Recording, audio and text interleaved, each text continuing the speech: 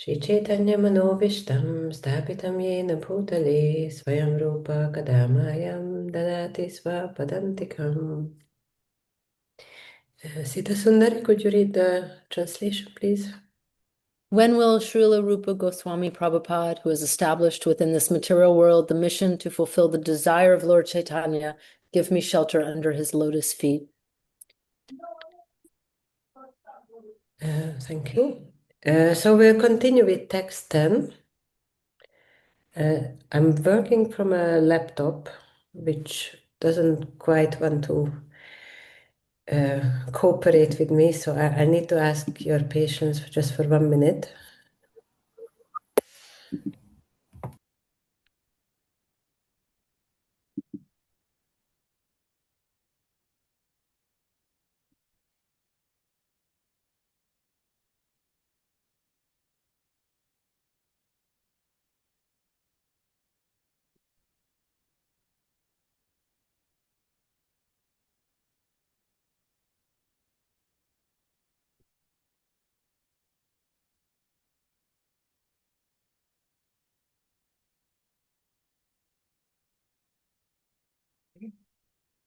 Okay, and I found a nice recitation for the verse, so we don't struggle with the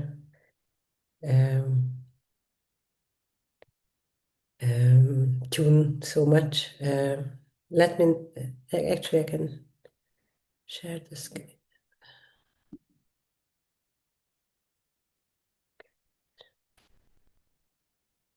Okay, so I share the screen again. My apologies for this. I mean, Nuvrajadam just now, which is really, really wonderful, but all the usual things that I have at home are not here. So it's a bit more complicated. Okay. Okay, so this is from just because we're continuing with text 10. We will hear that verse again. कर्मेभ्यः परितो हरेः प्रियतया व्यक्तिं ययुर्ज्ञानिनास् तेभ्यो ज्ञानविमुक्तभक्तिपरमाः प्रेमैकनिष्ठास्ततः तेभ्यस्ताः पशुपालपङ्कजदृशस्ताभ्योऽपि साराधिका प्रेष्ठा तद्वदीयं ददीयसरसि तां नाश्रयेत् कः कृते कृष्णस्य. Okay, and then for the translation, let's have it from here. Who's feeling very adventurous with this very long translation? I can do. Prabhu? Okay, Yes, thank I you. can do. Thank you for volunteering. No worries. In the Shastra, it is said that of all types of fruitive workers, he who is advanced in knowledge of the higher value of life is favored by the Supreme Lord Hari. Out of many such people who are advanced in knowledge, I can't read this, Jnanis, one who is particularly liberated by virtue of his knowledge may take to devotional service. He is superior to others. However, one who has actually attained prema, pure love of Krishna, is superior to him. The gopis are exalted above all the advanced devotees because they are always totally dependent upon Krishna, the transcendental cowherd boy. Among the gopis, Srimati Radharani is the most dear to Krishna. Her Kunda lake is as profoundly dear to Lord Krishna as this most beloved of the gopis, who then will not reside at Radha Kund and in the spiritual body surcharged with aesthetic devotional feelings. Apar Krita Bhava. Render loving service to the divine couple Shri Shri Radha Govinda, who perform their Ashta Kaitya Leela, their eternal eightfold pastimes, daily pastimes. Indeed, those who execute devotional service on the banks of Radha Kund are the most fortunate people in the universe. Thank you, Prabhu, for being so brave and courageous. It's a very long purport. And we, as far as I remember, we started last week, so we spoke about the Vikarmis, Karmis, Gyanis, and then started with the Bhaktas. So just a quick kind of recap. Vikarmis are people, fruity workers who want to enjoy the material world. They don't care for any scriptures, any rules, regulations. It's just whatever you can do to enjoy, do that and enjoy. The next level, that is those who are more advanced in the knowledge of higher values of life, they could be called karmis. They also want to enjoy the world, but they enjoy it by following the scriptures. So they follow certain rules, even sometimes other followers of other religions can also be called karmis. So they follow the rules of their own religions. Maybe they don't eat certain types of foods or they pray at certain times of the day. But the purpose of their life is still to enjoy this world. But at least it's somewhat regulated. And because they follow scripture, which is given by God, then ultimately they are on the path towards God, even if they are at the very beginning of the path. So that's karmis. They're higher than the vikarmis who have no regulation. Then above the karmis are the gyanis. You must have heard this word. Jnana means knowledge. So jnani is somebody who is trying to achieve some elevation through jnana or knowledge. Is a jnani. Just like karma and karmi, jnana and jnani. It works in the same way. So they are frustrated by this trying to enjoy this material world. So their purpose in life is liberation, somehow get out of this world. And they're not devotees, but they're not also not trying to enjoy. So you could say they are at the 0 point. They're not kind of trying to enjoy the negative, the material world, but they don't have any relationship with the positive, with Krishna. So they're kind of at the 0. It's a step up, but you can't stay at 0 because by nature we need some happiness, we need relationships, we need some juice in life. And if you are at 0, then unless you go up to have spiritual relationship and spiritual juice, then you will go down to the negative, to material relationships. So they are the jnanis. I said there are two kinds of jnanis or impersonalists. One are called Brahmavadis. They accept that God is a person, but they can't quite relate to the Supreme as a person. They're not attracted to the personal feature. They're more just attracted to Brahman, this energy, the light. And they also say if there is a God, he's omnipotent, all his desires are automatically fulfilled, he's full of bliss. What does he need my service for? So that's why they're not really into any kind of active relationship or service with the Supreme. So that they are Brahmavadis, and then the other kind, they're called Mayavadis. And they are the ones that Prabhupada so often kind of criticizes because they say there is no God, Maya is the Supreme, or even if there is God, Maya is superior. That's why they're called Mayavadis. So Brahman is covered by Maya. And if Brahman can be covered by Maya, that means Maya is superior. So ultimately, everything is Maya, everything is illusion. They are these Mayavadis. So like I said, this is the 0 point, and you need to go up if you don't want to fall down. But if somebody has this very strong Mayavadi or impersonalist tendency that there is no God, no relationships, no qualities, it makes the heart very hard, no emotions. And sometimes even among devotees, the detachment part of devotional service becomes overly emphasized to the extent that we try to negate any kind of emotion, any kind of relationship, that it's all Maya, it's all your just your mind, control your mind.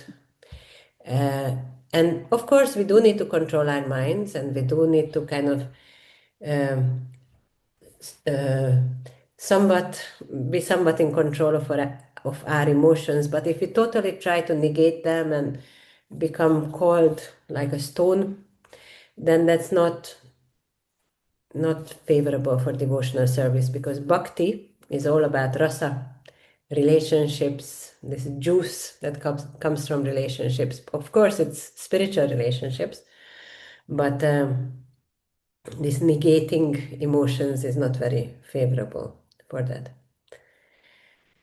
Okay, so this is Gyanis. And then if Gyanis somehow have the good fortune of association with devotees, then they come to the next level, which is Bhakta, the devotees. So devotees is a very, very wide range. It's, you could say it's from the first very beginner devotees who just start chanting the holy names, remember at the stage of Shraddha, all the way to the gopis and Srimati Radharani. Everybody is a devotee, but there are different kinds of devotees.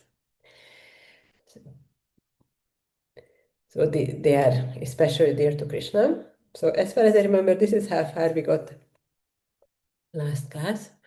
And then the next, among the devotees, the gopis are the most dear. So this says the gopis are exalted above all the advanced devotees because they are always totally dependent on Shri Krishna.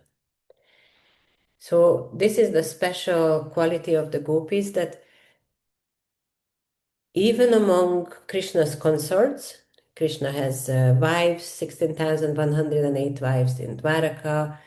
Krishna has, in his Narayan form, has all these Lakshmi Devis. So they're all in this Madhurya or conjugal rasa.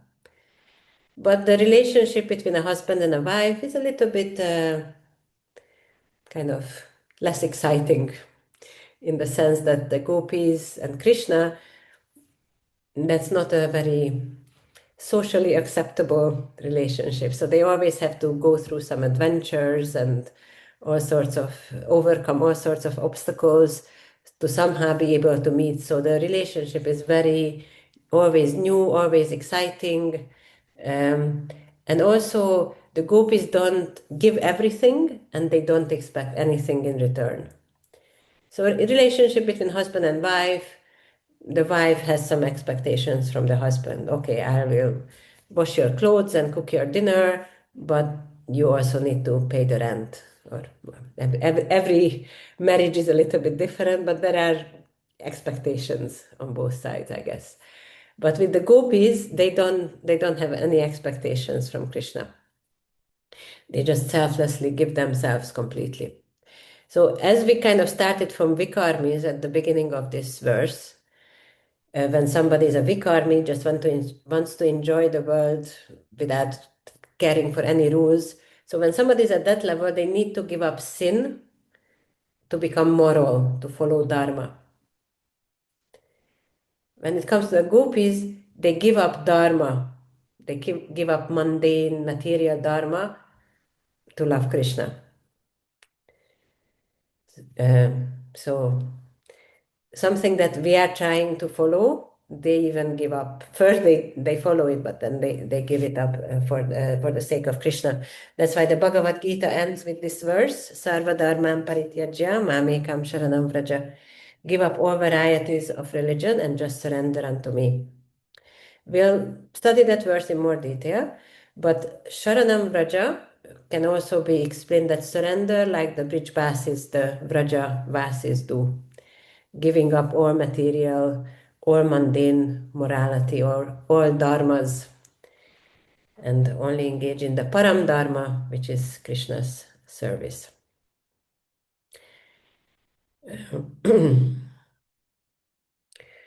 Okay, and then this service that the gopis serve Krishna quite a lot in separation. So that's the highest. Sanatana Goswami says the happiness of being in Vrindavan in separation from Krishna dances on the head of all other happiness.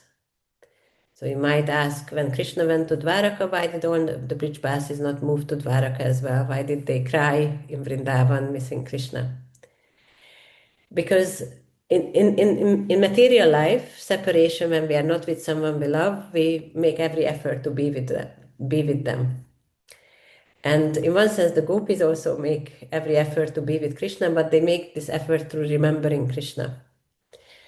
And there is a description how serving in separation from Krishna is higher than in meeting. And the way it's explained, it's very difficult to understand from a material perspective, but the way it's explained that when the gopis or great devotees are in separation from Krishna, they're always looking for Krishna, they're seeing Krishna everywhere, they're always thinking about him, they're always anticipating the meeting with Krishna. When they are with Krishna, when they're meeting Krishna, then they don't see Krishna everywhere, they only see Krishna in that one place where Krishna is. And instead of anticipating meeting with Krishna, they're anticipating being separated from Krishna. Any minute now, Krishna is going to leave.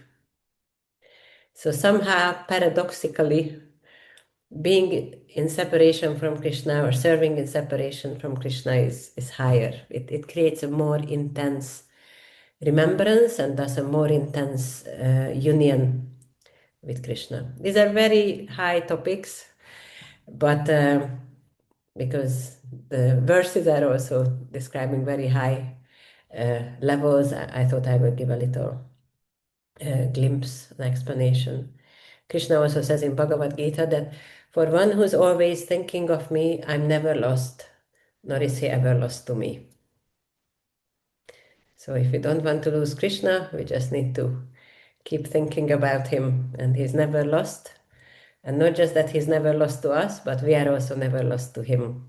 He will also remember us. When we remember Krishna, Krishna also remembers us. So this is the gopis. And then among the gopis, Srimati Radharani is the most dear. So all these qualities we mentioned about by the gopis are the highest devotees. Srimati Radharani has them to the highest degree.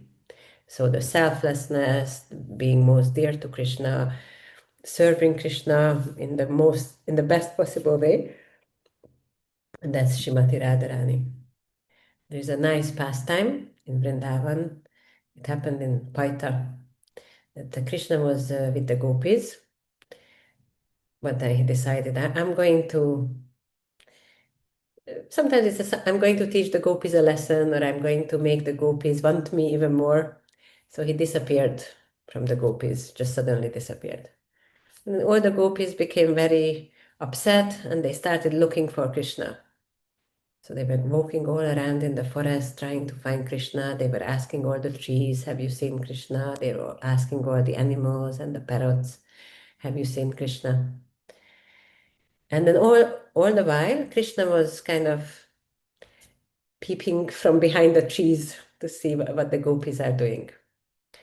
And then somehow Krishna was nearby. Somehow the gopis saw there was something blue there just behind one of the trees. So they quickly ran there, and Krishna couldn't kind of run away. Krishna couldn't run away, he couldn't hide. But he quickly turned himself into this four-handed Narayan form. So by the time the gopis arrived there, it wasn't quite Krishna, it was Lord Narayan. So the gopis all offered obeisances. Namaste, Lord Narayan. Have you seen Krishna by any chance? So even when they saw Narayan, they just wanted to ask him where Krishna is. And Lord Narayan just kind of shook his head. No, I've not seen. He didn't say anything, he just shook his head. He's not seen Krishna anywhere. So the gopis were quite upset and they carried on in their search. And then a few seconds later, Radharani also arrived. She was also looking for Krishna. And when this Narayan Krishna saw Radharani, he couldn't maintain this Narayan form. So he kind of turned back into Krishna. So this is just one of the pastimes that shows that Radharani is super excellent and super exalted even amongst the gopis. So in front of the other gopis, Krishna could maintain the Narayan form, but not in front of Srimati Radharani. Uh, and then Radharani's love for Krishna is so exalted that even Krishna himself doesn't understand it. Krishna is thinking, I'm supposed to be God. I'm supposed to be enjoying everything the best, the highest possible way. But then here is Radharani, who seems to be enjoying serving me much more than I'm enjoying being served. So this is not fair. I'm God. I need to be enjoying the most. So what does Krishna do then?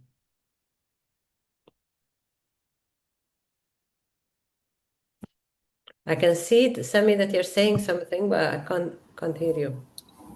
I don't think this is right, but did he expand himself into Govardhan Hill to express his love for Radharani? Govardhan Hill is definitely one of his manifestation, but there is something very particular. Madhira Mataji?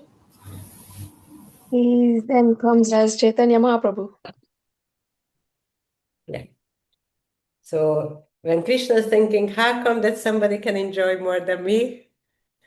I want to experience that. Then Krishna comes as Lord Chaitanya, who takes on the color and mood of Srimati Radharani, so he can experience what Srimati Radharani is experiencing, but inside he's Krishna. So he's called Bahir Gora Anta Shyam. So outside he's Gora, he's Srimati Radharani, and Gora or golden color, and inside he's Krishna. So that's why Srimati Radharani, in one sense, is even higher than Krishna himself, because he's enjoying this bliss. But of course, Radha and Krishna are originally one. There's this nice verse in the Chaitanya Charitamrita. It's one of the first verses in the Chaitanya Charitamrita. Radha Krishna Pranaya Vikritir Hladini Shakti Rasmat Ekatmanav Afi Bhuvi Pura Deha Bedam Gatoto. So Eka means one, and Atma means a lot of things, but it means self. So Eka Atma, they are one self, or Prabhupada translates that they're both the same identity. But then they eternally separated themselves as Radha and Krishna, and now they again united as Lord Chaitanya. So these are, you can read this. This is one of the first 14 verses of the Chaitanya Charitamrita. You can read them, they're really beautiful. Okay. And then there is also a nice verse in I read it in the Chaitanya Charitamrita, but it's not Krishna's Kaviraj Goswami quotes it from somewhere. I don't remember where it is from. Maybe it's also in this purport. I'll just check. Yeah, it's here. It says it's from the Lagu Bhagavatamrita, quoted in Chaitanya Charitamrita. This Yata Radha Priya Vishnos Tasya Kundam Priyam Tata Sarva Gopishu Shaivaika Vishnur Antyanta Vallabha. Just as Srimati Radharani is dear to the Supreme Lord Krishna, Vishnu, so her bathing place Radhakund is equally dear to Krishna. Among all the gopis, she alone stands supreme as the Lord's most beloved. So Srimati Radharani is most dear to Krishna, and because Srimati Radharani's lake, Radhakund, is non-different from Radharani and is equally dear to Krishna. Radhakund also reminds Krishna of Radharani, and it overflows with the love of Radharani. So these are other reasons why Radhakund is most dear to Krishna. And then by serving Radhakund in the proper mood, we can achieve this ultimate achievement of devotional service, of joining the highest pastimes of Krishna with the gopis, serving in these highest pastimes. And Rupa Goswami leads us on this path. In one sense, you could say it's just 11 verses. We started this course beginning of February. Now it's the beginning of April. So if you are very fortunate that in 2 months you have realized everything, for many of us it will take a little bit longer. But this is the kind of roadmap that we can follow, and then hopefully, maybe by the end of this life, we can also attain this.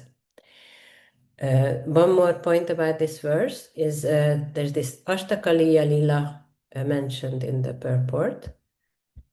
So Ashtakaliya Lila means the eternal eightfold daily pastime. So every day, the day is divided into 8 parts, and Radha and Krishna do like kind of the same thing every day. It's not that they're like machines doing the exact same thing, but in the morning, Radharani goes to Nandagram to cook breakfast for Krishna, and then they see each other a little bit. Krishna goes out to herd the cows, and they play in the forest. And then there are midday pastimes, afternoon pastimes, evening pastimes, like that. So there is this eightfold daily pastimes. And these are described in some detail in, there's a particular, let me just find, yeah. So in Govinda Lilamrita by Krishnadas Kaviraj Goswami, same author as Chaitanya Charitamrita, they're also described in Chaitanya Shikshamrita, and Bhajana Rahasya by Bhaktivinoda Thakur, and Krishna Bhavanamrita by Vishwanath Chakravarti Thakur. This is not something you need to particularly study at the beginning of your devotional life, but it's there.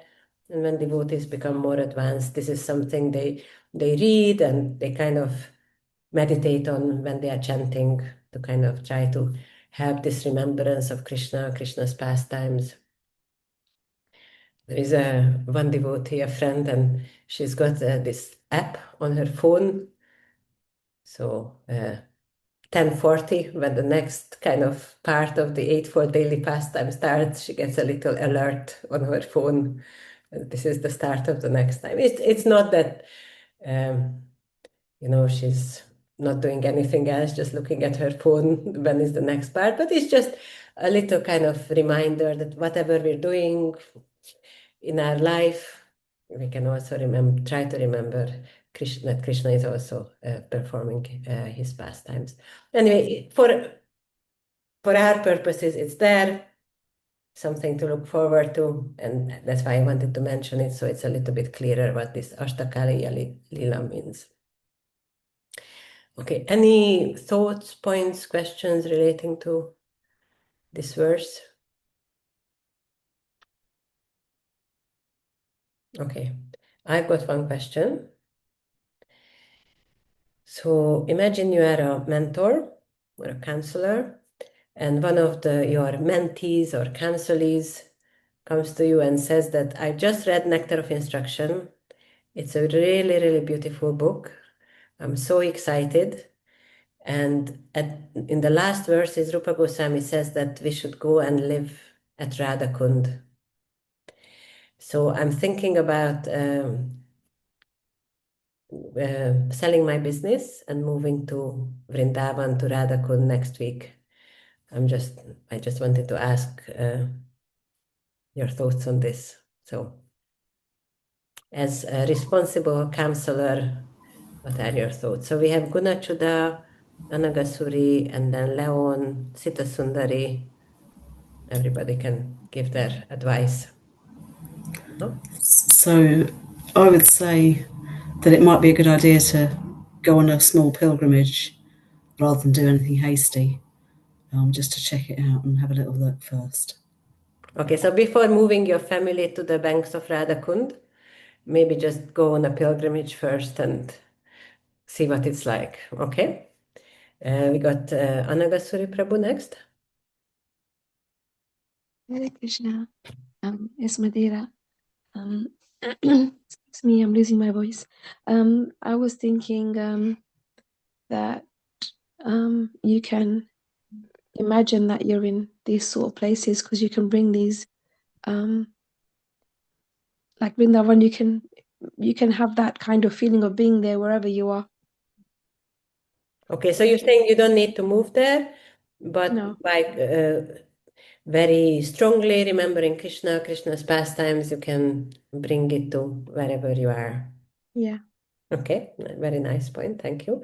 And then I think we had Leon, and then everybody else as well wants to. I think I'd give them a Bhagavad Gita. Mm-hmm. They can read Bhagavad Gita first, because am I right in saying Bhagavad Gita talks about renouncing in the mode of passion? Mm-hmm.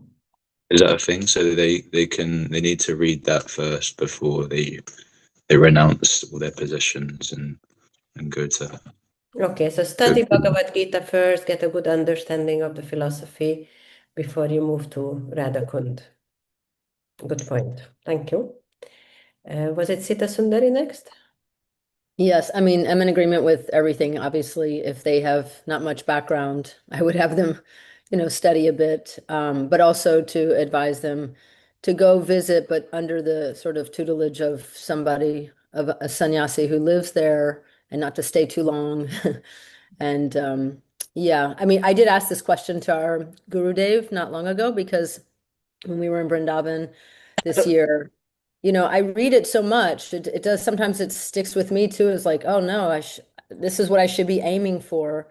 We should be aiming for. I'm kind of at that retirement age where I need to kind of think about, and his wisdom was well received, because I was a little nervous about the prospect of it. And he said, similar to what I forgot who said it, but that we really can practice that in our mind. But so much of our service is really needed here. And we're not really, I know it would be very difficult for me to live there. I mean, every time we go, we get sick, which is common. But would we be less valuable in our service if we are in a place like that we're not really probably qualified enough to live in, to be honest, and not speaking the language? So I think I just heed his advice, and I would definitely encourage any of my students who are jumping in the mode of passion to live over there. So Thank you. Thank you. And I can see Vaishnava Prabhu, Nikki, maybe she had her hand up as well. So Vaishnava Prabhu and then Nikki, and sorry if I missed anyone, you can say after. I would be a little bit different. I would say that, yes, amazing. I wish I had your courage to wind up everything and go. But on the other hand, I would suggest that before winding up, I would suggest you go and stay there for a month or two. See how you feel, how you get adjusted and accommodated, and see if you can do it for a longer term. Otherwise, Vrindavan can be where you are. Like you can create your own Vrindavan. But yes, that feeling is amazing because it's out of that moment of pure love and affection for Krishna and Radharani. And if it can continue for a lifetime, salute to you. Very nice, Prabhu. Thank you for contributing that. It's really nice. Thank you. And then Nikki? I would say that if you read the Nectar of Instruction carefully, you would see that in text 8 it says the essence of all advice is that one should utilize one's full time, 24 hours a day, in nicely chanting and remembering the Lord's divine name and so on. And then it says, in this way one should reside in Vraj and serve Krishna under the guidance of devotees. So it's kind of saying that if you can chant 24 hours a day and constantly remember Krishna, in this way live in Vrindavan. So it kind of suggests that if we can't chant 24 hours a day, then we're not living in Vrindavan in our minds, and then we shouldn't move to Vrindavan physically either. Okay, so you're saying that only move to Vrindavan when you can 24 hours a day remember Krishna. I don't know if that's the proper understanding, but it seems that verse is saying that you need to qualify yourself to a certain point. That's definitely there. And then just what you were saying, I was thinking that you could also take this, that by remembering Krishna 24 hours a day, by that you are living in Vrindavan, because that's the essence of Vrindavan, is remembering Krishna all the time. But certainly what you mentioned about qualifying yourself, that's definitely there. Okay, thank you. Very nice contributions. I don't know if I missed anyone who wanted to.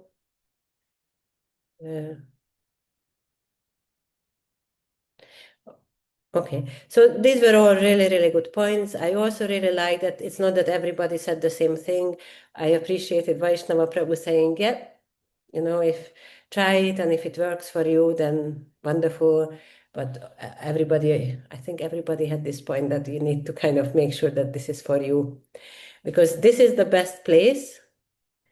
But is it the best place for you at the moment, at your particular level of advancement, both materially and spiritually? Can I just ask a question? For Please. example, if we could go to Vrindavan and live in Vrindavan full time and practice on our own growth, how are we spreading the movement and helping other people if we just think of ourselves and do it that way? So That's a very relevant question, and especially if your spiritual master says no, stay in Saltburn and spread Krishna consciousness there or wherever you are, then that's your Vrindavan. That's your Guru Datta Desha. That's the place that your spiritual master gave you. But at the same time, for certain devotees, at a certain level of their advancement, that may be what they do, is that they live in Vrindavan. So ultimately, remember the essence and the most important rules and regulations is always remember Krishna and never forget him. So whatever helps you remember Krishna and not forget him. For some of us, living in Vrindavan means that struggling with getting sick and not speaking the language and all the weird and wonderful things that go on, and it doesn't help us remember Krishna long term. But for other people, it does. And then also at certain stages of our material or spiritual life, it may or may not help.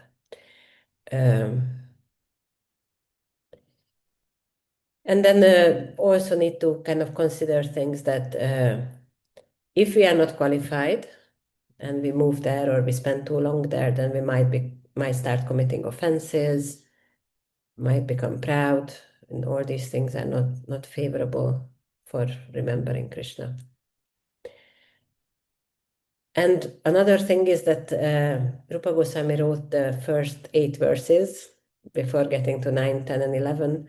So we need to kind of understand, practice, and as much as possible practice perfectly the first 8 verses before we start practicing the 9th, 10th, 11th one. Any thoughts on this, or anyone wants to? Okay. Then let's move to the next verse, which is the combined mercy of the highest place and the topmost place and the topmost devotee. So we will take this wonderful devotee's help. यत्कः कृते कृष्णस्योच्चैः प्रणयवसतिः प्रेयसीभ्योऽपि राधा कुण्डं चास्या मुनिभिरभितस्तादृगेव व्यधायि यत्प्रेष्ठैरप्यलमसुलभं किं पुनर्भक्तिभाजां तत्प्रेमेदं सकृदपि सरः स्नातुराविष्करोति कृष्णस्योच्च Okay. So, the translation. Hitu Prabhu, are you able to read the translation?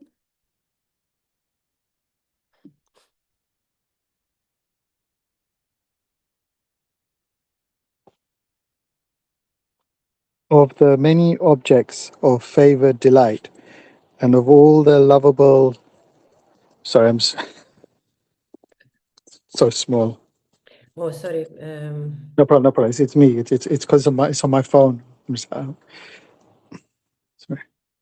Of the many objects of favored delight, and of all the lovable damsels of Rajbhumi, Srimati Radharani is certainly the most treasured object of Krishna's love, and in every respect her divine kund is described by great sages as similarly dear to him. Undoubtedly, Radhakund is very rarely attained, even by the great devotees. Therefore, it is even more difficult for ordinary devotees to attain. If one simply bathes once within those holy waters, one's pure love of Krishna is fully aroused. Thank you, Prabhu. So it says, if one simply bathes once within those holy waters, one's pure love of Krishna is fully aroused. So who has bathed in Radhakund? Okay, so quite a few devotees. Megambari Mataji also bathed, Anagasuri Prabhu, Madhira Mataji, I imagine. And now, who has their pure love of Krishna fully aroused? Okay, so is it that Rupa Goswami is writing something that's not true? Paramananda Prabhu is shaking his head. No, he doesn't say anything that's not true. It's Okay, just our level of understanding. okay. So you're saying we don't understand what he means there, or? Not necessarily what he means, but our level of advancement isn't very high. Okay. Anagasuri Prabhu, did you want to, or Madhira Mataji add anything? Hare Krishna. Yes, so one's pure love of Krishna is fully aroused, but it may not mean instantly. It means eventually. So it may take some time. Yes. Okay. And then we also need to consider that, like, without offenses, so all the other circumstances need to be appropriate. If it would only be as much as, just bathe in Radhakund and you have prema and you go back to Godhead, then there would have been no need for the first 10 verses of Nectar of Instruction. In fact, there would be no need for any other scripture. You would just kind of get people on Harinam, take them to India, dip them in the Radhakund, and that would be the Prabhupada's preaching mission. But it takes a little bit more. So Radhakund has a tremendous potency, really amazing potency, but it needs tremendous purity to be able to take advantage of that. So like I mentioned with the previous word, we need to understand and apply the first 10 verses. We need to be purified, devotionally prepared, have a submissive attitude, and then by Krishna's mercy, we can achieve prema. When we study Nectar of Devotion, we'll also see that prema is Krishna's mercy or Bhakti Devi's mercy. So even if we do everything from our part, we still depend on Krishna's mercy to give us prema. It's not like a machine that you put in a coin, you press a button, and on the bottom prema comes out, and that's it. So it's not a mechanical process, basically. It depends on Krishna's mercy. So whether it's chanting or bathing in Radhakund, any of these processes, we do the best we can, and then we take shelter of Krishna and hope for Krishna's mercy. Okay, Prabhupada in the purport, the next verse, speaks about the glories of Radhakund. And it says, even if one cannot permanently live on the bank of Radhakund, at least take bath in the lake as many times as possible. So if your spiritual master, like I think I mentioned it one of the previous classes, different spiritual masters have different vision or perspectives on this, but if your spiritual master is allowing you, then take bath as many times as possible. And this is a place especially for Radhakund, a space especially for those who are trying to serve Krishna, following in the footsteps of manjaris and gopis, so devotees, brijbasis in the conjugal mood. So it's a very high level of place. If we have the good fortune to be able to visit there, we should have a very, very respectful and attitude, nothing frivolous. So it's just a really deep respect, gratitude that we can be there and praying for Krishna's mercy.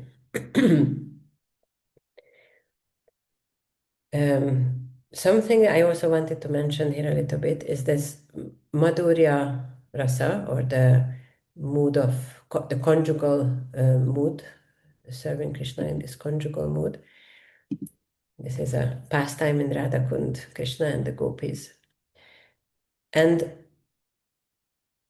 as practicing devotees, we probably understand this a little bit, but especially for people when they first come across Krishna consciousness, this can look very strange, that God is playing with, young girls and, dancing with them and kissing them. And it's not just young girls, but other people's wives.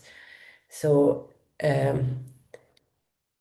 something that's lowest in the mundane sense is this is actually the highest service or the highest mood in the spiritual world. And when it's kind of reflected into the material world, it becomes the lowest.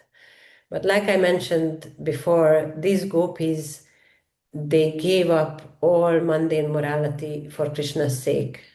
We can't give up mundane morality until we have it. So first, we need to have a very sinless and moral dharmic life before we can give it up for Krishna. And again, Radha and Krishna eternally belong together. All the gopis and manjaris are expansions of Radharani. So even though for the sake of pastimes they are young girls and other people's wives, they are eternally Krishna's wives and Krishna's servants. There is a little pastime that's kind of described in one sense to. Anyway, it's a nice pastime. I'll just tell you the pastime. You know when Lord Brahma steals the cowherd boys and calves and puts them all in a cave. And Lord Brahma thinks it's just for a moment. He kind of goes back to see what's Krishna going to do, because Brahma had a few doubts. This little boy who's eating yogurt and rice with his left hand, is it definitely God? If he's God, he could at least know that you're supposed to eat with your right hand. So just to kind of test him, he steals all these cowherd boys and calves and puts them in a cave and then goes back. So in one sense, it's just a moment, but Brahma has a different timeline than us. So it was actually a year that passed. And Krishna didn't want the Gopas mothers and the calves mothers, the cows, to be upset. So he expanded himself into all these cowherd boys, Gopas, and calves. So for that 1 year, Krishna was all the Gopas. And the Gopas mothers were really, really happy. Somehow they felt even more love for their sons than before. And it was in that 1 year that the Gopas and the Gopis' marriages were arranged. So even though it appeared that the Gopis were marrying all the different cowherd boys, they were all actually marrying Krishna. So to kind of pacify any lingering doubts about Krishna dancing with other people's wives, they are actually all his wives.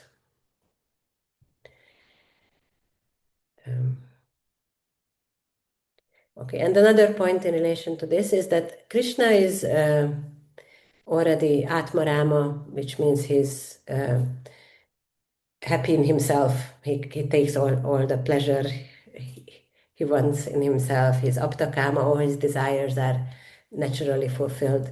So it's not that he needs the love, he needs this kind of lusty or so-called lusty pastimes like young boys and young girls would need it. He kind of reciprocates the love of the gopis by having these pastimes. The gopis have this love for Krishna that they want to express in this way, and Krishna reciprocates by having these pastimes with them. Just like Mother Yashoda or Rohini, they want to express their love by feeding Krishna, so Krishna happily eats all the samosas and yogurt and everything that they want to give him. So these gopis want to express their love in a different way, so Krishna happily accepts that. He accepts that love and affection. Okay. But whenever we kind of read or hear about this pastime, we should always kind of have a very respectful mood. When we read the Srimad Bhagavatam, these pastimes with the gopis are described in the 10th canto. So the first 9 cantos in the Bhagavatam, they establish Krishna as the Supreme Personality of Godhead. So once you understand that very deeply through the first 9 cantos, then when you get to the 10th canto, there is no danger of misunderstanding these pastimes. That's why it's important to study systematically, bit by bit. Okay. And then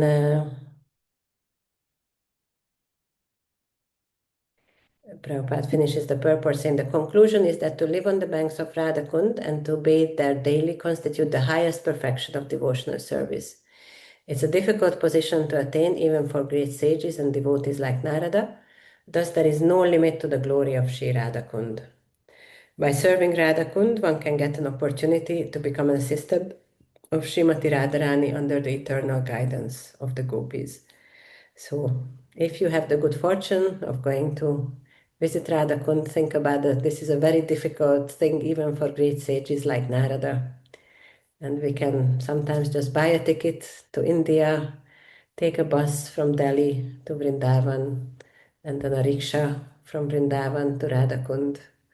And by Krishna's mercy, we can actually go there. But always have this very respectful and grateful attitude. Okay, and then one more point is that this Radhakund and this mood of the gopis, this is the following in the mood of Lord Chaitanya. So this is the most exalted method for those engaged in devotional service under the protection of Sri Chaitanya Mahaprabhu.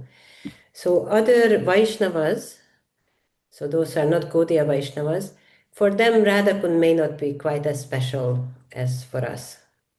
So for them, other holy places or other pastimes, other relationships with Krishna that are kind of closest to their heart or highest for them. So this is something we can accept. We don't need to force our own understanding or our own taste on them.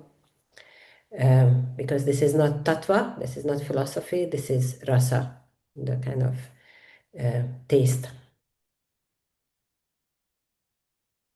Okay. Leon, is that you wanted to add? Yeah, just whilst we're on the topic, so were you saying that so the Gopas are the cowherd boys? Yeah.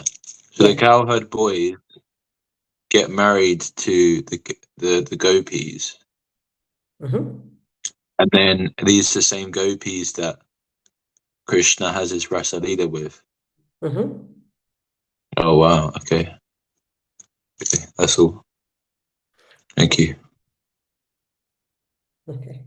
So Prabhupada describes in Krishna book how Krishna calls the gopis the middle of the night with his flute, and they kind of getting dressed or feeding their babies or feeding their husbands, and then they get so excited that they just leave everything, they kind of put makeup on one half of their face and not on the other half, but they just run out to see Krishna. It's just really cheeky. Krishna's like eating and playing with his cowherd boys, and then behind their back, he's. But he can do whatever he wants. So it's. So he's God. Also, there are different kinds of cowherd. Anyway, this is a really big topic. I'm not going to go into it. Okay. For another discussion in another. Okay. Gunachuda? This is a different question. Sorry, it was just about the slides that we get. I don't have all of them for some reason. I'm not sure. Some devotees said that somehow they can't access them. Yeah. So I put them up on the Google Classroom. I think all of them are up now, in fact. I'll have to look and check which ones I can't find. Okay. Anyone else has this problem that they can't access the slides? Okay. Okay, while we are on the topic of slides, Gunachudha, just let me know which ones I'm missing and then I'll send them to you, PDF or something like that. So while we are on the topic of slides, I think I kind of started explaining this, but I didn't completely explain it. This is from the previous verse, text 10. So because this is also one of the questions in the Purva Svadhyaya, so I just want to go through it quickly. So this is the hierarchy of people. So Vikarmi, they are the people who want to enjoy without following the scriptures. And Karmis, they also want to enjoy the material world, but they follow the scriptures. These two kinds of people, they self-centered enjoyment of this world. So they want to enjoy this world. That's common. One of them wants to enjoy without following scriptures. One of them wants to enjoy following the scriptures. That's the difference. Then the next level is the jnani, who doesn't want to enjoy this world. They're frustrated with enjoyment. They want to get out of the material world. They want to be liberated. But they're also self-centered. It's not that they want to serve Krishna or anything like that. They just had enough of suffering. They don't want to suffer anymore. So all these three, Vikarmi, Karmi, Jnani, what's common in them that they all try to have this self-centered enjoyment. Vikarmi want to enjoy the material world without following scriptures. Karmi wants to enjoy the material world following the scriptures. Jnani doesn't want to enjoy the world, wants to get out of the world, but they're all kind of self-centered. And then the next three, they're completely different because they don't trying to enjoy their own senses, they want to please Krishna's senses. There's a verse in Chaitanya Charitamrita that says that when one Atmandriya Pritivancha Tare Balikam Krishnandriya Priti Icha Tare Premanam, something like that. That when one wants to enjoy their own senses, that's called kama, lust. And when one wants to please Krishna's senses, then that's called prema. Okay? So this is getting towards prema. So this is Krishna-centered enjoyment. So bhaktas, gopis, Srimati Radharani, we kind of spoke about the different levels. So this part, it's kind of more related to philosophy, tattva, and this part is more related to taste or rasa. Because among the devotees, not every devotee will have the Madhurya Rasa, the gopis' love for Krishna as the highest for them. So for some devotees, it's the Sakya Ras, friendship towards Krishna, or Vatsalya Ras, parental affection towards Krishna. Some devotees don't want to go to Vrindavan at all. They want to go to Vaikunta or Dwaraka, or they want to go to Lord Ram's abode, Ayodhya, because they are Ram Bhaktas, or Lord Nishingadev's abode. But this is rasa, so it's not that every single devotee has to become a gopi. So that's rasa. So devotees are different, and that's okay. But this is philosophy, so everybody should kind of move up in this hierarchy up to being a bhakta. And once somebody is a bhakta, what particular taste they have, that's going to be different. Did I manage to explain this? Okay. Okay. Now we kind of finished Nectar of Instruction, as amazing as it may sound. So I mentioned this before. The process of devotional service is described in 5 different ways, the progression. So the verses of Nectar of Instruction that we just got to, living in Radha Kund, we started with controlling the urges, and we got to living in Radha Kund in 11 verses. So that was quite a quick progression. And then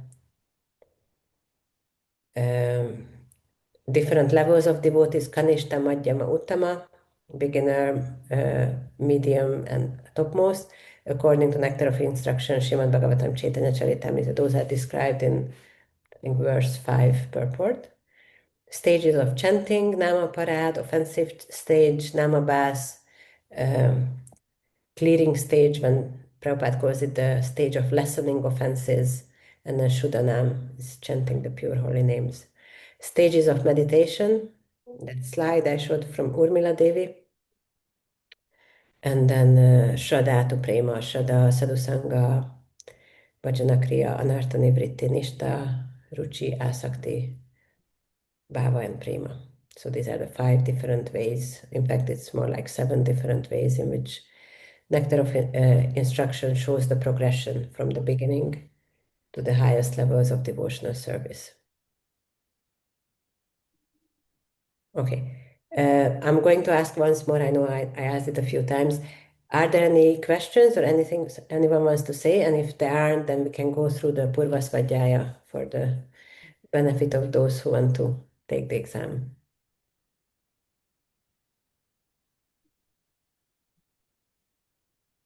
Okay, so I'm going to do this this time. Normally, I won't do it after every module that I go through all the questions. So normally, if you have a difficulty with a particular question, then you can ask either during class or write to me or put up a message on the WhatsApp group. But I thought this is the first time you're doing this. Quite a few of you seemed quite worried and anxious about it. So I thought let's make it a bit easier. We can go through the questions. It will also give you an idea of what to write, how much to write, and then hopefully by next time you will feel a bit more confident. So I'll have I'll have the questions up. One sec.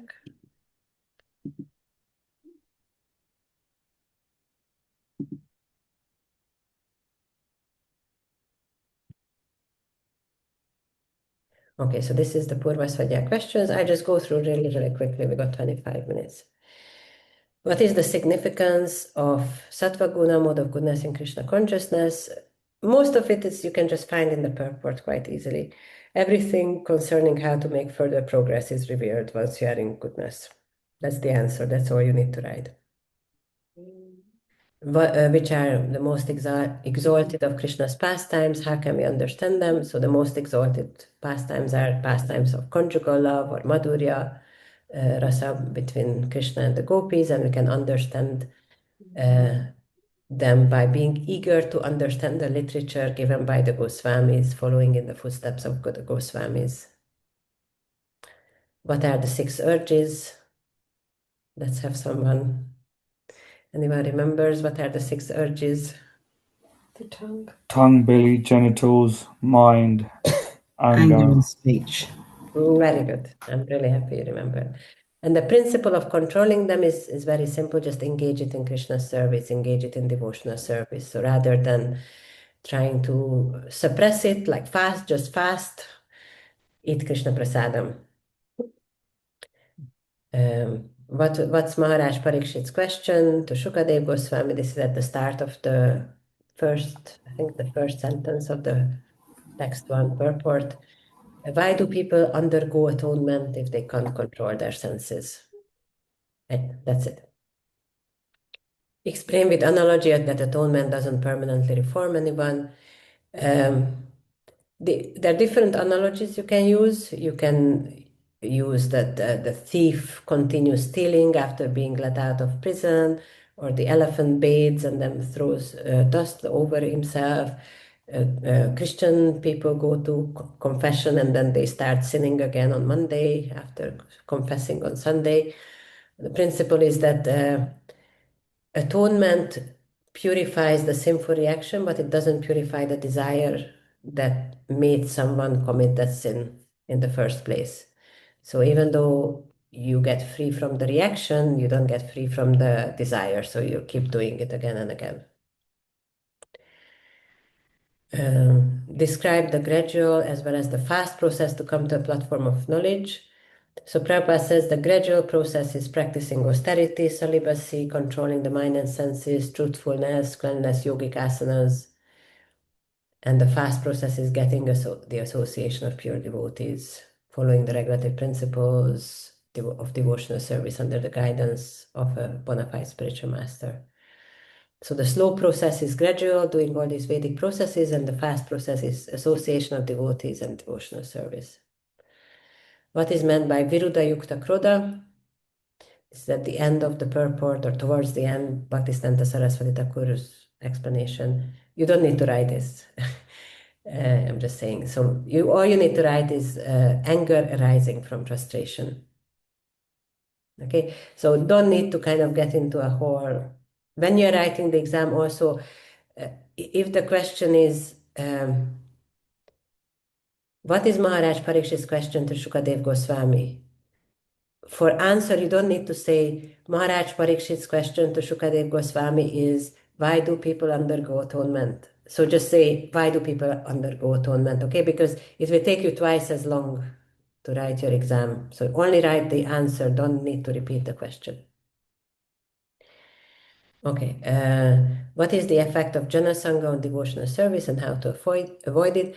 The effect is Jana Sangha, or association of non-devotees, affects our desires, and you can avoid it by devotee association, only associate with non-devotees as much as absolutely necessary, and not with your heart. Remember you don't need to write this, but remember when you're gonna associate with alligators, leave your heart at home. Remember the monkey and the alligator story. Okay, and then Prabhupada also, anyway, that's from a different purport. So you just need to say that it affects our desires and avoid it by devotee association. Explain the difference between Mahatma and Duratma. Mahatma is broad-minded, takes shelter under the divine nature, under the protection of divine nature, fully engages in devotional service. And then Duratma is cripple-minded, engaged in gratifying the senses, either his own self or others, under the control of the external energy.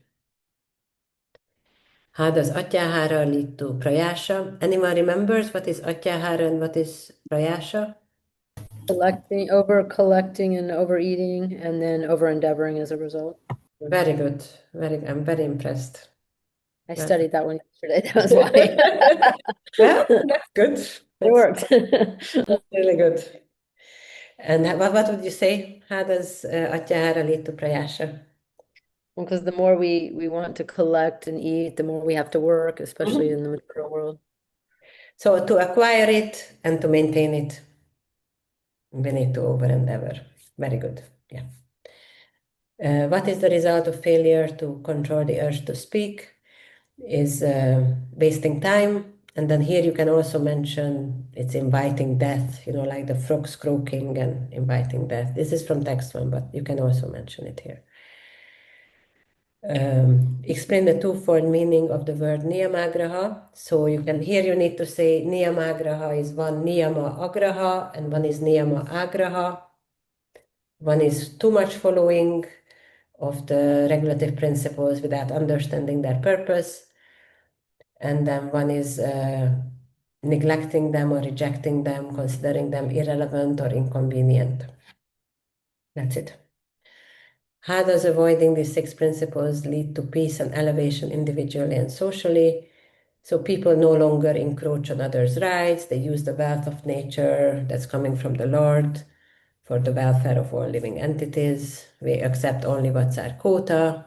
So there are no wars, no envy, jealousy, and no unnecessary endeavor to acquire and maintain more than what we need.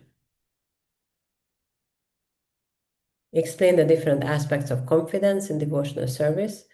So for example, for this, you can find a slide that had confidence. I think there are 2 or 3 quotes on it, and then that's it. But here I read it out. So number 1, Krishna will surely protect me and give me help for the successful execution of my devotional service.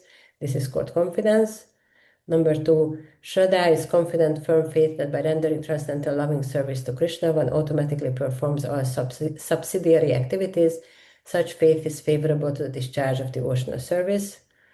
And number 3 is a prayer. My dear Lord, one who earnestly waits for you to bestow your causeless mercy upon him, all the while patiently suffering the reactions of his past misdeeds and offering you respectful obeisances with his heart, words, and body, is surely eligible for liberation, for it has become his rightful claim.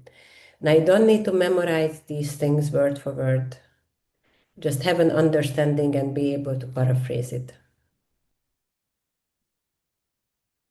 What are the principles of Sangatyagat and Satovritte? Here, just the definition. So, giving up the association of non-devotees and following in the footsteps of previous acharyas, in brackets, acting in goodness and constantly engaging in Krishna conscious activities. What's Prabhupada's definition of utsaha? Anyone remembers? Enthusiasm. Yeah, so enthusiasm. And how does Prabhupada define enthusiasm? Intelligent execution of devotional service. Very good.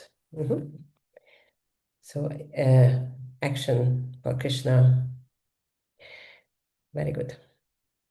Okay. What examples does Prabhupada use to illustrate patience? Pregnant woman needs to wait for the baby to be born. Farmer sowing seeds needs to wait for the seeds to turn into plants. And also Srila Prabhupada uses himself that he started Krishna consciousness and it took him some time. Explain the meaning of Tat Tat Karma Pravartanat. Acting according to regulative principles, 9 processes of devotional service, yama for regulative principles, and niyama, chanting 60 rounds. Okay. Now this is a little bit longer. This explains the exchanges between life members and devotees. What does Srila Prabhupada instruct about accepting invitation, contribution from and revealing the mind to materialists and Mayavadis? So this is a longer question. In the exam paper, after each question, I will put a number in brackets, and that means how many marks you get for that question. So for this question, it would be like something like 7, 8, 9 marks because you need to write more. So the points you can mention here is for the first part about the exchanges between life members and devotees. You can write inviting them for prasadam, or the life members invite devotees for prasadam, or give them prasadam at festivals, giving the gift of the holy names, transcendental knowledge, books, accepting contributions, inquiring about the confidential methods of executing devotional service and trying to explain that. And through these methods, ISKCON is expanding and even ordinary people can become pure devotees. So this is the first part. And the second part, what does Prabhupada instruct about accepting invitations and so on for materialists and Mayavadis? Don't do these with the materialists and Mayavadis because then we become affected by their atheistic mentality. Okay. What are the 3 pairs of practices? I hope that everybody will remember this. I'm not going to mention it. This is in the verse. Why should we not accept food cooked by Vikarmis, Karmis, and Mayavadis? Prabhupada says, Shri Chaitanya Mahaprabhu has also warned by eating food prepared by worldly people, one's mind becomes wicked. So if we eat too often food that's not prepared by devotees, then it starts affecting our consciousness. Okay? How should we deal with and show respect to devotees on different levels? This is basically the translation of text 5. So Kanishta, respect in the mind, Madhyama, offer obeisances, Uttama, associate with and faithfully serve. What are the symptoms and behavior of Kanishta Adhikari? Chants the holy name, has Harinam initiation, but only interested in deity worship, doesn't know how to behave to others, may still be attached to women, money, and intoxication. Although such people may chant the holy name of the Lord, they are not yet properly purified. What are the symptoms and behavior of Madhyamadhikari? Initiated, worships the deity, worships the Supreme Personality of Godhead as the highest object of love, makes friends with the Lord's devotees, merciful to the ignorant, and avoids those who are envious by nature. What are the symptoms and behavior of Uttamadhikari? Doesn't criticize, free from envy, always thinking about how to spread Krishna consciousness, very seriously engaged in the service of the Lord, strictly following all the regulative principles, chanting prescribed numbers of japa beads. Define Shraddha or faith. So this is a definition from a verse in Chaitanya Charitamrita. So Prabhupada says, by rendering transcendental service to Krishna, one automatically performs all subsidiary activities. This confident, firm faith favorable to discharge of devotional service is called Shraddha. Shraddha, faith in Krishna, is the beginning of Krishna consciousness. What is the means of advancement from Kanishta to Madhyama to Uttama? Anyone knows? Association with devotees, pure devotees. Definitely, but Prabhupada says something else in the purport. Leon? Chanting. Chanting, yeah. Sorry. Holy name. So here, just write chanting. Association is really, really important. So this is not to minimize the importance of the association, but in the purport, Prabhupada explains chanting. Okay. Explain the meaning of Diksha as a continuous process. So Prabhupada says, by Diksha, one gradually becomes disinterested in material enjoyment and gradually becomes interested in spiritual life. So that's why it's a gradual process. It's not just at the point of initiation. And what is the condition to Diksha to take place? Prabhupada says one should be prepared to practice austerity, celibacy, control of the mind and body. If one is so prepared and is desirous of receiving spiritual enlightenment, then he's fit to be initiated. Text 6. What are the various ways one may commit offenses at the feet of the Vaishnava? It's not funny, it's actually quite sad, but to kind of think about all the ways we can commit offenses. So Prabhupada says, if we consider the bodily defects of a Vaishnava, we should understand that we are committing an offense. When one criticizes a pure devotee, commits an offense. It's also an offense to consider empowered Vaishnava an object of disciplinary action. It's offensive to give him advice or correct him. So these are all from the purport. Most of the answers from the purport, some you can find on the slides or occasionally, but I said in class, but 99% is from the purport. Okay, explain the analogy of the mad elephant. Sri Chaitanya Mahaprabhu described this offense as hati mata, a mad elephant offense. A mad elephant can create a disaster, especially when it enters into a nicely trimmed garden where the bhakti plant is cultivated. One should therefore be careful not to commit any offense against the Vaishnava. So the mad elephant is the offense. When you need to explain an analogy, then you need to say what represents what in the analogy. So the mad elephant represents the offense. The nicely trimmed garden represents your cultivation of bhakti. And when you commit offenses, then just like the elephant tramples the garden, when you commit offenses, that destroys your bhakti lata, your bhakti plant. What is the true vision of seeing a pure devotee? He is not subject to material conditions. See his service and spiritual advancement, not his external factors like looks, birth, bodily defects. Who should have the title Goswami? The word Goswami refers to one who can control his senses, who is the master of senses. Explain the connection between the river Ganges and the body of a pure devotee. So here you just paraphrase the analogy from that translation. So the river Ganges is pure, but sometimes it has bubbles, foam, and mud. Similarly, a pure devotee is pure, even if there externally there seems to be some defects, but just like we accept the Ganges as pure and we bathe in it, we accept the devotee despite their bodily defects as pure and we try to serve and associate with them. The Goswami title is a monopoly of pure devotees. Please explain. Goswami means the controller or master of the senses.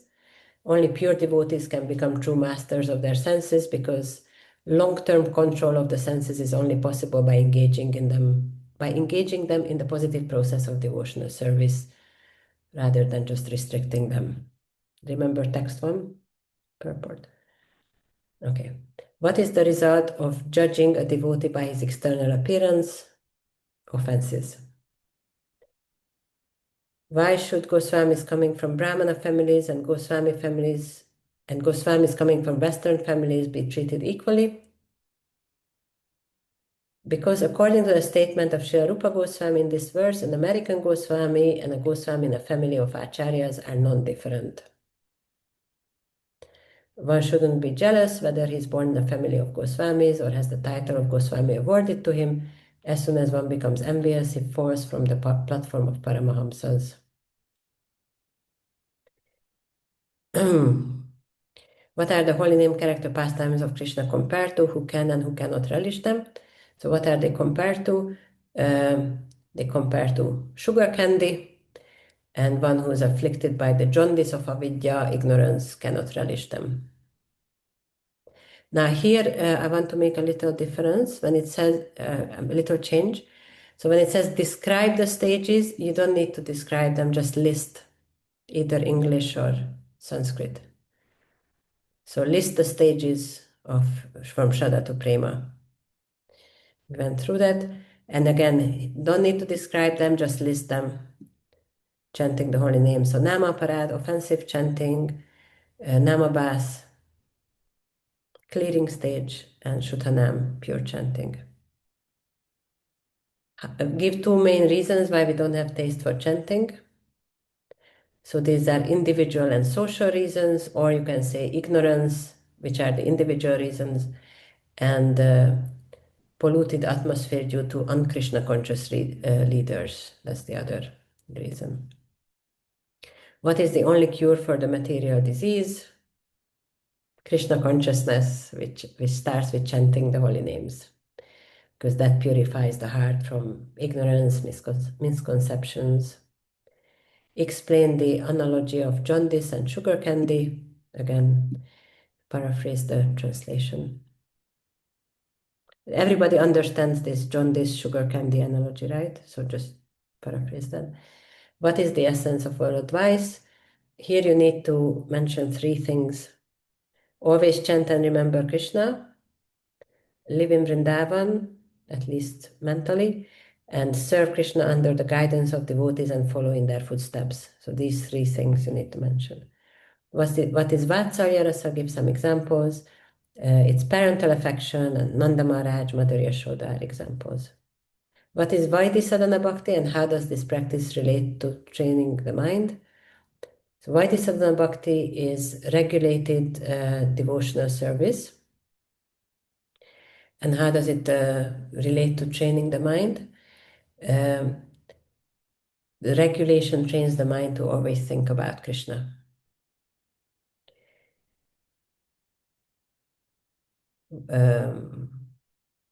Oh, sorry. Did we say this? Why is it essential to train the mind to remember Krishna? We missed that out. Because whatever the mind thinks of determines our next life, and by thinking about Krishna, we can go back to him.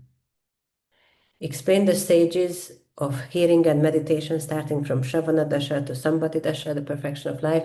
Again, you don't really need to go into any explanation. It's more just listing it. So if you got the slide, then you can just say Shravana Dasha, constant hearing, Varana Dasha, acceptance attached to hearing, Smaranavasta, chanting in ecstasy, which has the sub-stages of recollection, absorption, meditation, constant remembrance, spiritual trance.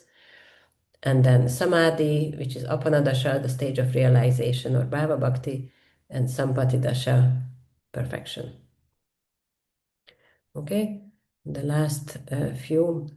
List the hierarchy of places and briefly explain why one is higher than the previous. So this is Vaikuntha, this is the transcendental spiritual world. Next is Mathura, it's more accessible, Krishna is born there. Then Vrindavan, this is Krishna's Karmastan, where Krishna performed his pastimes and Rasa Lila. Govardhan, because Krishna raised it to protect all the devotees, his Bhakta Vatsala, and all the different rasas are present there. And then Radha Kund, because it overfloods with the nectarian prema, and it's as dear to Krishna as Radharani. List the hierarchy of people and briefly explain why one is higher than the previous. So again, I think there's the slide that you can use, but you can just go through. So Vikarmi just wants to enjoy.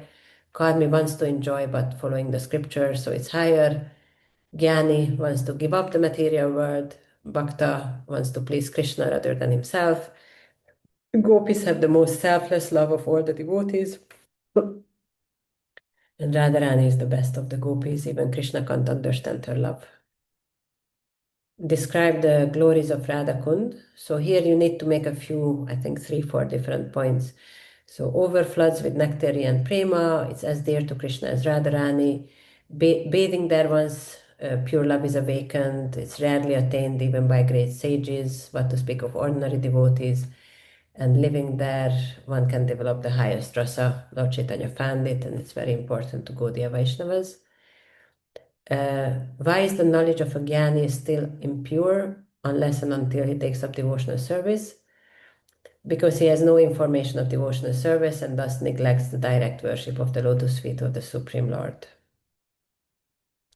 Why are among all the devotees the gopis being recognized as superior?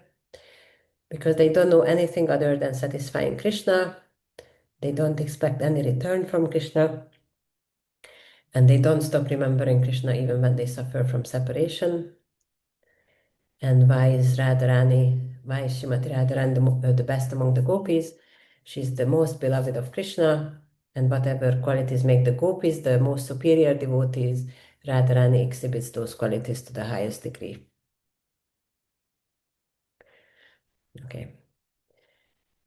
So you don't need to write word for word what I just said, just understand it and paraphrase it, except when we say Shraddha, Sadhusanga, Bhajana Kriya, those things, either Sanskrit or English, you need to write the exact thing. Any last points or questions? Okay, so next Monday there is no class, that's the 13th. On the 20th, we have the exam. So those devotees who want to do the exam, you just come usual time, 6 o'clock.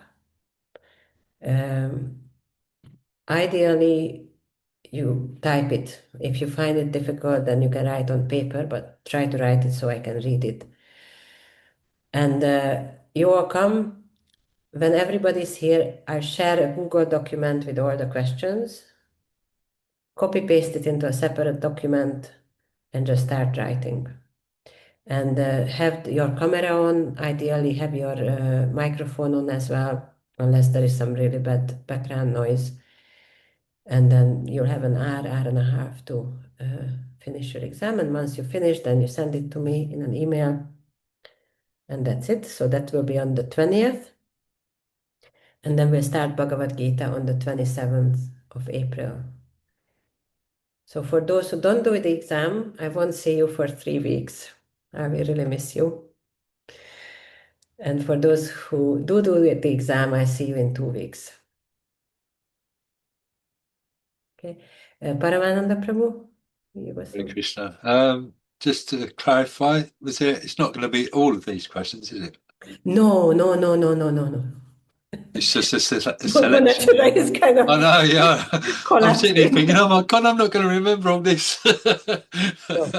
Oh, and try to learn the 4 verses as well, the first 4 verses. So it's going to be, as far as I remember, maybe 20, 25 questions. And not all 4 verses, 2 or 3 of the verses. Okay, and the passing grade is 65%. And if you don't pass, you can have resits. So don't get too stressed out about it, please.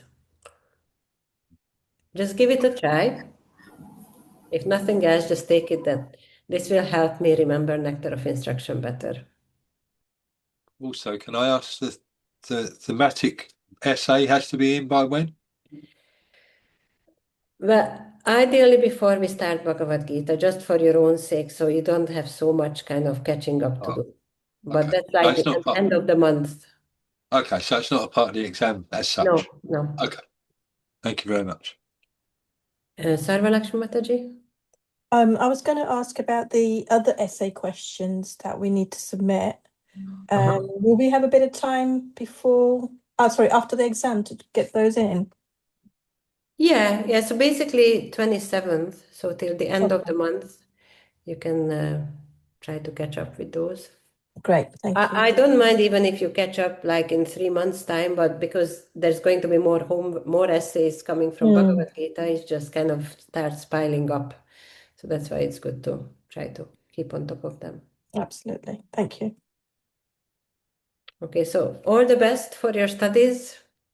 Remember, Krishna is knowledge, remembrance, and forgetfulness. So we can forget all our material things and just remember nectar of instruction.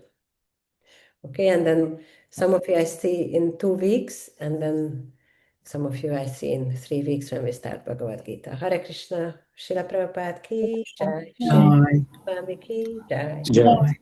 nectar of instruction ki jai, Jai. Sadhu Sangha ki jai. Jai.